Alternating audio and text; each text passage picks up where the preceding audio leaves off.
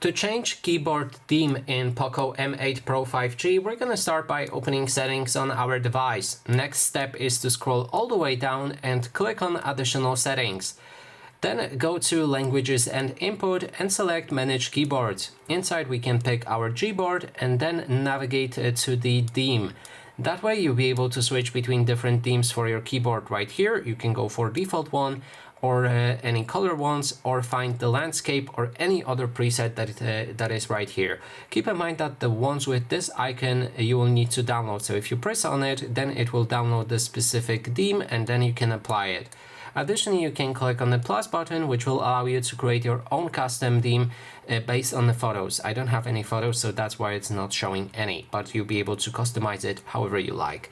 And that is basically everything. Thanks so much for watching, and if you like this video, please consider subscribing.